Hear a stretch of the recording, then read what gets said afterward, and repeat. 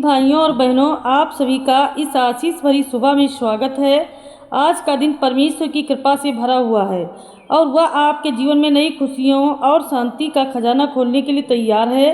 चाहे आप किसी भी परिस्थिति में हो, याद रखिए कि परमेश्वर का प्रेम आपके साथ है और वह आपके हर कदम पर का मार्गदर्शन कर रहा है। इस समय अपने मन को शांत करें और दिल को तैयार करें, क्योंकि आज का संदेश आपके जीवन में नई आशा और आशीष लेकर आएगा। अब हम पहले वचन सुनेंगे और उसके बाद प्रार्थना करेंगे। पहला वचन लिखा है 2 कुरिन्थियों 5:17 में, इसलिए यदि कोई मसीह में है तो वह नई सृष्टि है, पुरानी बातें बीत गई हैं, देखो सब कुछ नया हो गया है। तो मेरे प्रियजनों, यह वचन हमें बहुत गहरी सच्चाई सिखाता है। जब हम अपने जीवन को प्रभु यीशु के हाथों में समर्पित करते हैं तो हम सबसे पहले जैसे नहीं रहते। हमारी पुरानी गलतियां, बुरे विचार और पाप भरी आदतें धीरे धीरे समाप्त होने लगती हैं। परमेश्वर हमें अंदर से बदल देता है। हमारा दिल, हमारी सोच, हमारा व्यवहार सब नया हो जाता है। इसका मतलब यह नहीं कि हम तुरंत परफेक्ट हो जाते हैं, लेकिन एक नई शुरुआत जरूर हो जाती है। जैसे कोई पुराना कपड़ा उतार कर नया पहनता है, वैसे ही हम एक नया जीवन धारण करते हैं। अगर आप अपने बीते हुए कल को लेकर दुखी हैं तो आज इस वचन को पकड़ लीजिए। पहले परमेश्वर कहते हैं तुम नए हो। अब आपको अपराध बोध में जीने की जरूरत नहीं है, बल्कि विश्वास के साथ आगे बढ़ना है। परमेश्वर आपको एक नया जीवन, एक नई पहचान और नई आशा देता है। वचन नंबर 2 गलातियों 6:9 में लिखा है, हम भलाई करने में हिम्मत ना हारें, क्योंकि यदि हम ढीले पड़ जाते हैं तो ठीक समय पर कटनी काटेंगे। मेरे प्यारे भाइयों और बहनों, यह वचन हमें धैर्य और मसीह की शिक्षा देता है। कई बार हम अच्छा काम करते हैं, दूसरों की मदद करते हैं, प्रार्थना करते हैं, फिर भी तुरंत कोई परिणाम नहीं दिखता। ऐसे समय में मन टूटने लगता है और हम सोचते हैं कि क्या फ़ायदा। लेकिन परमेश्वर कहता है हिम्मत मत हारो, जो भी अच्छा आप कर रहे हैं उसका फल जरूर मिलेगा, बस सही समय का इंतजार करना है। जैसे किसान बोता है बीज और तुरंत फसल नहीं मिलती, उसे समय पर देना पड़ता है, वैसे ही हमारे जीवन में भी आशीष सही समय पर आती है। अगर आप आज थक गए हैं, निराश हैं, तो इस वचन को याद रखिए। आपकी मेहनत, आपकी प्रार्थना, आपका विश्वास कभी व्यर्थ नहीं जाएगा। परमेश्वर सब देख रहा है और वह आपको सही समय पर आशीष देगा। इसलिए डटे रहिए, विश्वास बनाए रखिए, क्योंकि आपकी जीत निश्चित है। वचन नंबर 3 इफिसियों 3:20 में लिखा है, अब उसी की महिमा हो जो हमारी विनती और समझ से कहीं अधिक काम कर रहा है, उस शक्ति के अनुसार जो हम में काम करती है। मेरे प्रिय भाइयों और बहनों, यह वचन हमें परमेश्वर की असीम शक्ति के बारे में बताता है। हम अक्सर अपनी सीमित सोच के कारण छोटे छोटे सपने देखते हैं और उतना ही मांगते हैं जितना हमें संभव लगता है, लेकिन परमेश्वर कहता है कि वह हमारी सोच और हमारी प्रार्थनाओं से भी कहीं ज़्यादा करने की सामर्थ्य रखता है। कई बार हम कहते हैं हे प्रभु बस इतना कर दो, लेकिन परमेश्वर हमारे लिए उससे भी बड़ा और बेहतर योजना रखता है। यह वचन हमें सिखाता है कि हमें अपने पर विश्वास को सीमित नहीं करना चाहिए।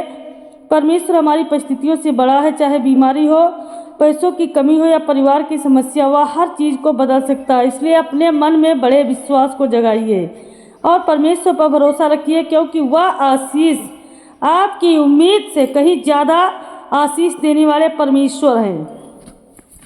अब चौथा वचन लिखा है रोमियो 8:28, और हम जानते हैं कि जो लोग परमेश्वर से प्रेम रखते हैं उनके लिए सब बातें मिलकर भलाई ही उत्पन्न करती हैं। तो मेरे प्यारे जनों, यह वचन हमें जीवन से कठिन समय में संभालता है। कई बार हमारे जीवन में ऐसी बातें होती हैं जो हमें समझ नहीं आती, दुख, परेशानी, नुकसान या असफलता।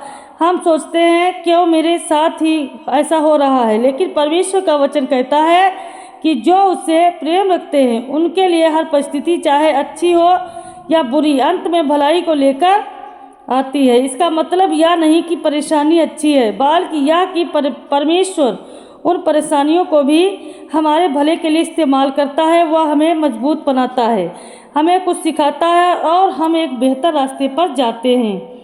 और अगर आज आप किसी मुश्किल से गुजर रहे हैं तो हिम्मत मत हारिए।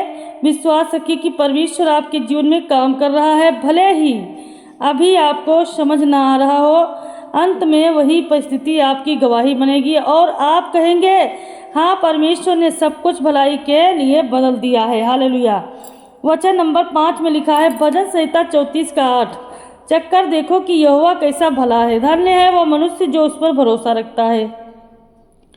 मेरे प्रिय भाइयों और बहनों, यह वचन हमें एक अनुभव की ओर बुलाता है, सिर्फ सुनने या जानने की नहीं, बल्कि परमेश्वर को अपने जीवन में महसूस करने की। चक्कर देखो का मतलब कि आप खुद प्रभु पर भरोसा करके देखें, उसके वचनों पर चलकर देखें, प्रार्थना करके देखें, तब आप जानेंगे कि वह कितना भला है। बहुत बार हम दूसरों की गवाही सुनते हैं कि परमेश्वर ने उनके जीवन में चमत्कार किया, उनकी मदद की, उन्हें शांति दी, लेकिन जब तक हम खुद उस पर विश्वास करके कदम नहीं बढ़ाते, तब तक हम उस भलाई को पूरी तरह अनुभव नहीं कर पाते। यह वचन हमें प्रोत्साहित करता है कि हम अपने डर, चिंता और अपनी समस्याओं को छोड़कर परमेश्वर पर भरोसा रखें। जब आप ऐसा करते हैं तो आप पाएंगे कि वह आपको निराश नहीं करेगा, वह आपके जीवन में शांति, आनंद और सुरक्षा के लेकर आएगा। इसलिए आज एक छोटा सा कदम विश्वास का उठाइए और प्रभु पर भरोसा करके देखिए, क्योंकि जो उस पर भरोसा करता वह सच में धन्य होता है। आपको ये वचन कैसे लगे हमें अवश्य बताइए। आपके विचार और अनुभव हमारे लिए बहुत महत्वपूर्ण है, क्योंकि परमेश्वर का वचन हर हृदय में अलग तरह से कार्य करता है। अब हम प्रार्थना करते हैं, तो कृपया अपनी आंखों को बंद करें, हाथों को उठाएं और प्रार्थना को रिसीव करें। Hallelujah, hallelujah, hallelujah, hallelujah, hallelujah, hallelujah, hallelujah, hallelujah, hallelujah, hallelujah. धन्यवाद यीशु, धन्यवाद यीशु, धन्यवाद यीशु, धन्यवाद यीशु, धन्यवाद यीशु, धन्यवाद यीशु, धन्यवाद यीशु, धन्यवाद यीशु, धन्यवाद यीशु, धन्यवाद यीशु, धन्यवाद यीशु, धन्यवाद यीशु, धन्यवाद यीशु। हे मेरे पवित्र आत्मा जी, मेरे सेनाओं के यहोवा पिता परमेश्वर प्रभु जी, आपका धन्यवाद करती हूँ। आज पिता परमेश्वर, मैं आपकी बेटी प्रभु, हाँ, सभी मसीह भाई बहनों के लिए प्रार्थना करती हूँ कि इनके जीवन में आए जो भी संकट हैं, कष्ट हैं, तकलीफें हैं, पिता परमेश्वर, सारी तकलीफों को आप दूर करें। मेरे महान पिता परमेश्वर प्रभु जी, आप दया करने वाले हैं। आप महान पिता परमेश्वर अपने बच्चों पर सदैव दया करते हैं, रक्षा करते हैं, उन्हें बचाते हैं। हे मेरे पवित्र आत्मा जी, हम सब आपके बेटी बेटियां जन पिता परमेश्वर हैं प्रभु जी।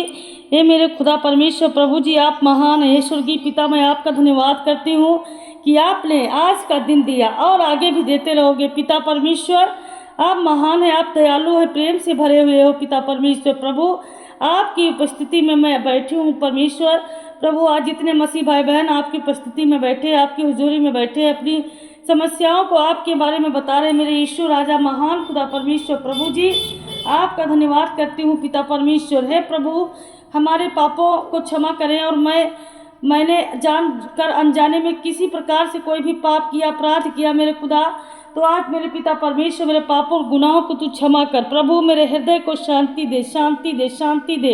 आज जितने रो रहे हैं परमेश्वर ने शांति दे, शांति दे, शांति दे, शांति दे। आज जितने चिल्लाते हैं परमेश्वर ने शांति दे, शांति दे, शांति दे। हे मेरे करुणा निधान पिता परमेश्वर प्रभु जी, आज जिनका जीवन पिता परमेश्वर प्रभु जी असुरक्षित है, मेरे खुदा परमेश्वर ने सुरक्षा दे, सुरक्षा दे, सुरक्षा दे यीशु मसीह के नाम से। आज मेरे पिता परमेश्वर जितने बीमार जन हैं सारे चंगे हो, चंगे हो यीशु मसीह के नाम से।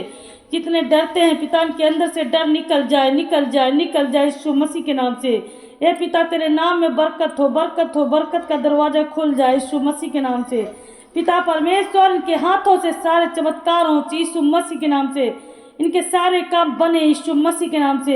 हे प्रभु, गरीबों पर दया कर, दया कर यीशु मसीह के नाम से। बीमारों पर दया कर प्रभु जी, दुखियों पर दया कर पिता परमेश्वर। जिनकी आत्मा रो रही उन्हें शांति दे, शांति दे, शांति दे। हे मेरे उद्धार करता यीशु प्रभु, टच कर यीशु मसीह। हे मेरे पवित्र आत्मा जी, मैं अपने आप को और पिता परमेश्वर जितने आज हमारी प्रेभात मिनिस्ट्री के द्वारा जुड़े हुए हैं परमेश्वर, सभी को आपके हाथों में अगुवाई के लिए सौंप रही हूँ। पिता परमेश्वर प्रभु जी, आप दया करो मेरे पवित्र आत्मा जी, इन सभी को छू लो, आजाद करो मेरे पवित्र आत्मा जी। कोई जन पिता परमेश्वर परेशान नहीं रहेगा, क्योंकि आज मेरे यीशु तू यहाँ पर आया, तेरा आगमन हुआ है मेरे पवित्र आत्मा जी। तू शांति से भर देने वाला है। पिता परमेश्वर सभी को टच कर। Hallelujah hallelujah hallelujah hallelujah hallelujah hallelujah. पवित्र पवित्र पवित्र पवित्र सेनाओं के यहोवा पिता परमेश्वर आपका धन्यवाद धन्यवाद धन्यवाद धन्यवाद धन्यवाद। आमीन आमीन आमीन। जिस किसी को यह प्रार्थना समझ में आई हो, इसके वचनों के द्वारा आपके अंदर शांति आई हो, तो आप सभी लोग अगले दिन के लिए तैयार रहना। मैं हर रोज आप सभी के लिए, आपकी भलाई और चंगाई के लिए, बरकत के लिए, सभी चीज़ों के लिए प्रार्थना करती रहूँगी। मैं पास्टर अनिता वर्मा आप सभी का इसी तरह स्वागत करती रहूँगी। आप सभी लोग प्रार्थना में बने रहें। आमीन हालेलुया हालेलुया हालेलुया आमीन।